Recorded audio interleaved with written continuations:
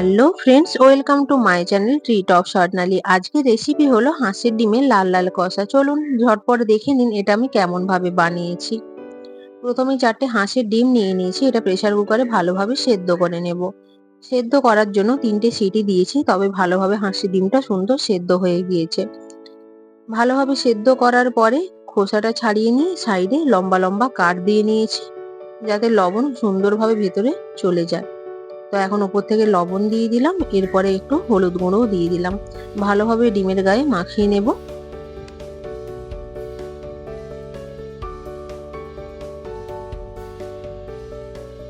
লবণ এবং হলুদ ভালোভাবে মাখানো হয়ে গিয়েছে। চলুন ওদিকে গ্যাসে কড়াইটাও বসিয়ে দিয়েছি, এখানে দিয়ে দিলাম সরিষার তেল। আজকের পুরো রান্নাটা কিন্তু সরিষার তেলেই হবে। তেলটা ভালো করে গরম হয়ে গেলে এতে যে ডিমগুলো লবণ হলুদ মাখিয়ে রেখেছিলাম ওটাই দিয়ে দিলাম। এগুলো বেশ সুন্দরভাবে ভেজে নেব। ডিমটা যখন আপনারা কারি রান্না করবেন বেশ ভেজে রান্না করলে দারুণ লাগে কিন্তু। আর এই সেদ্ধ ডিম ভাজা খেতে কার কার ভালো লাগে অবশ্যই কমেন্টে জানাবেন। তো এই যে এক পিঠ ভালো করে ভাজা হয়ে গিয়েছে, অপর পিঠ উল্টে দিলাম। এভাবেই ভালো করে ডিমটা ভেজে নেব। ডিমটা দেখুন লাল লাল করে ভাজা হয়ে গিয়েছে, এখন এটা তুলে একটা সাইডে রেখে দেব। এখন ওই তেলেই দিয়ে দিলাম একটা গোটা তেজপাতা অর্ধেক করে কেটে। তেজপাতাটা 30 সেকেন্ড একটু নাড়াচাড়া করে নিয়েছি, এরপরে এতে দিলাম গোটা জিরে। গোটা জিরের ফ্লেভারটা কিন্তু দারুণ লাগে। এরপরে এতে ছোট ছোট করে কেটে রাখা পেঁয়াজ দিয়ে দিলাম।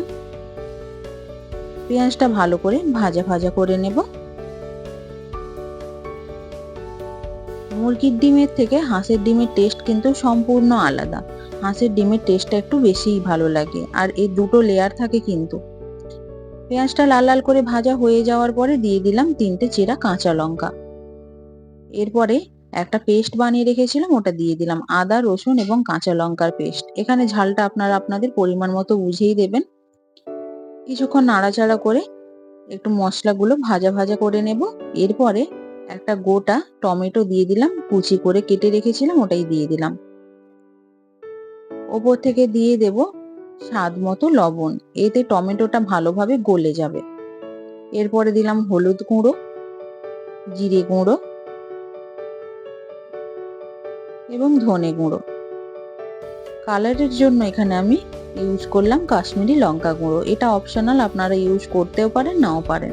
এবার ভালো করে নাড়াচাড়া করে সমস্ত মশলা কষিয়ে নেব এবং টমেটোটাও গলিয়ে নেব। এখানে যদি আপনাদের প্রয়োজন হয় মাঝে সামান্য জল দিতে পারেন, যাতে মশলাটা পুড়ে না যায়। আমি এখানে সামান্য জল ইউজ করেছি।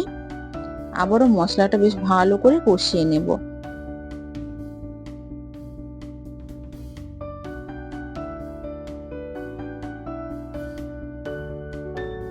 সমস্ত মশলা আমার সুন্দরভাবে কষানো হয়ে গিয়েছে, মশলার কাঁচা গন্ধ চলে গিয়েছে এবং টমেটোটাও বেশ সুন্দর মজিয়ে এসেছে।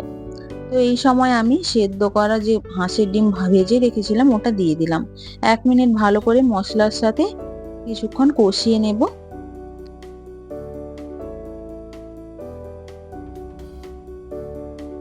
1 মিনিট ডিম মশলার সাথে কষানো হয়ে গিয়েছে।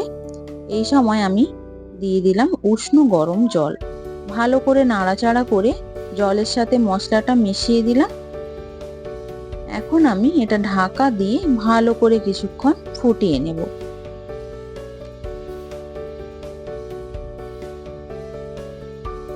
ঢাকা দিয়ে বেশ খানিকক্ষণ ফুটিয়ে নিয়েছি। এখন ঝোলটা বেশ মাখো মাখো হয়ে এসেছে।